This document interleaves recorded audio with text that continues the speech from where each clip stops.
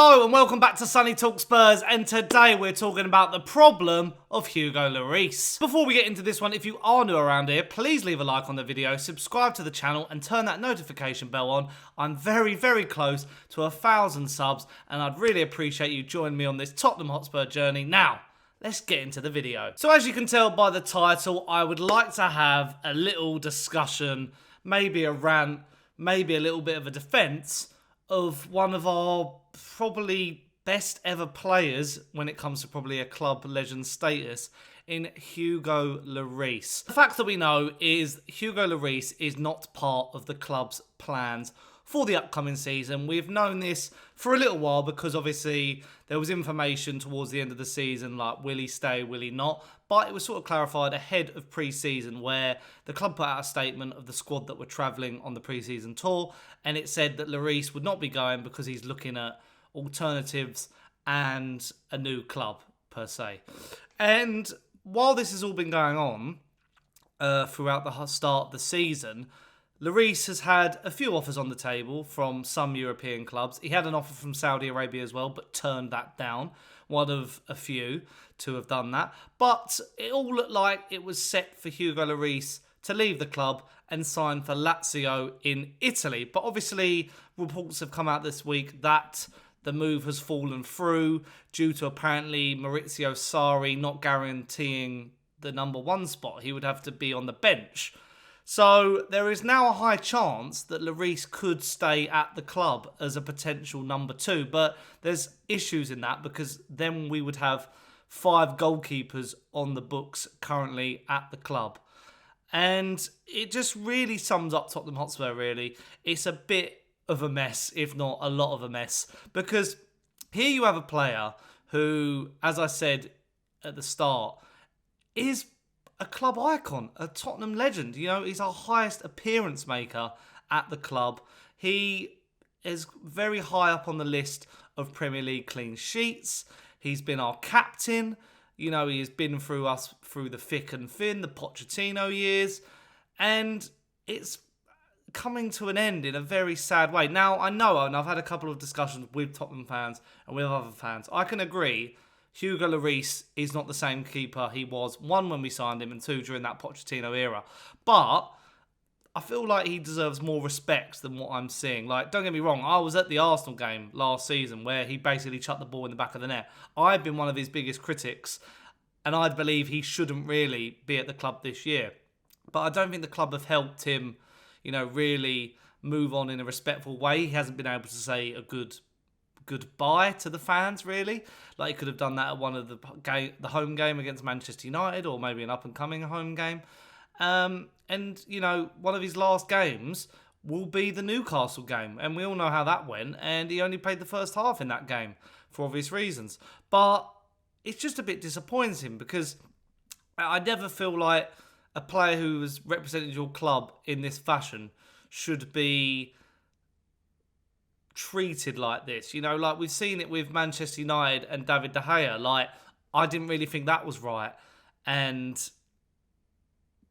we look like we're doing the same sort of thing. And don't get me wrong, like, I feel like this video will divide a lot of Tottenham fans. Like, a lot of Tottenham fans will be one way or the other. They'll probably agree with me.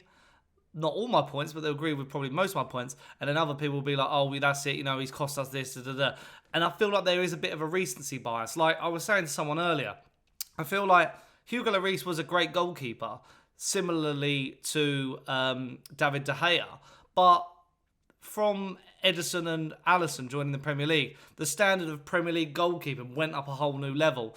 And keepers like the earlier 2 I mentioned were sort of left in the dust. And we now see, like, most goalkeepers have got to be now competent with their feet. That's why Onana and Vicario have now come into Manchester United and Tottenham, respectively. So, you know, it's obviously a trend and a fashion. And I'm all for it because, you know, I feel like, you know, Lloris was not good at playing out with his feet.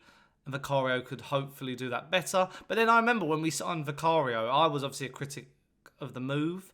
And I'm still, like, you know, concerned of what could happen. I was more for David Raya joining the club. But I said, why not bring Vicario in? And sort of how he did it with Lloris and Brad Friedel. You know, you sort of bring in that other keeper gradually. I think Petr Cech and Courtois did that at Chelsea. I thought, you know, eventually take Lloris out the team and put Vicario in, or put Vicario in and have Lloris as the backup, which could potentially happen this season. But, you know, Fraser Forster's not going to be too fussed being the third choice keeper. And he is pretty much a backup keeper at this stage, isn't he?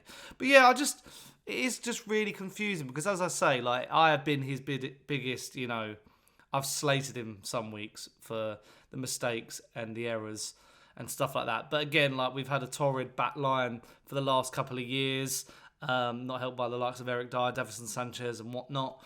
So, yeah, and I don't think, you know, the way Ange wants to play, I don't think it would suit Lloris either. So, it's just, I've got a lot of thoughts going through my head. But I just think at the end of the day, if any Tottenham fan is saying, like, you know, let bygones be bygones, whatever, I just find that really disrespectful. You know, you've got to treat a player with respect, even in some of the most harshest circumstances, like Harry Kane, for example. Like, I don't think one Tottenham fan is actually begrudging him actually making the move in the end. People are going to be upset about it, but you know, you wish him good luck and you bid him on his way. I feel like we're doing that a lot. You know, Vertonghen comes to mind. A few players that we haven't really been able to say properly goodbye to, and I feel like Lloris is now going to come onto this list. Obviously, there's only one player we couldn't forgive, and that's Sol Campbell, but that's obviously a separate conversation. But yeah, I just wanted to have a little chat and basically say my thoughts on camera, because I've been obviously umming and ahhing for a while about doing a Lloris leaving video, and obviously the move hasn't really come to any fruition. But with what's been going on this week, especially with the Lazio deal falling through, it does seem like he can't find a club, and that seems to be the case with a lot of the players we're trying to get rid of. Not many clubs want them. Don't know if it's a wage issue, and I don't know what level they think they can play at. But it's just a shame because, as I say, Lloris, in my personal opinion, is a Tottenham club legend. He will go down in the folklores and history of this magnificent club. I know he hasn't won anything. He never got to lift a trophy with the club, but I have to respect what he did. He was a captain. He led by example, and he has, you know, made mistakes, but every player makes mistakes, and when a goalkeeper makes a mistake, it usually results in a goal. And he, you know, he was French captain as well, so he has got that on his side as well. Like, he has got the respect of many players he's played with, and he won the World Cup. He lifted the World Cup while he was at Tottenham, so that's a great trait to have. I know he made a mistake in the final, people will say that, but I've just got to respect him. I've got so much respect for him. I'm just ashamed how it's all come to an end. But let me know in the comments down below. Do you disagree with what I've got to say about Hugo Lloris?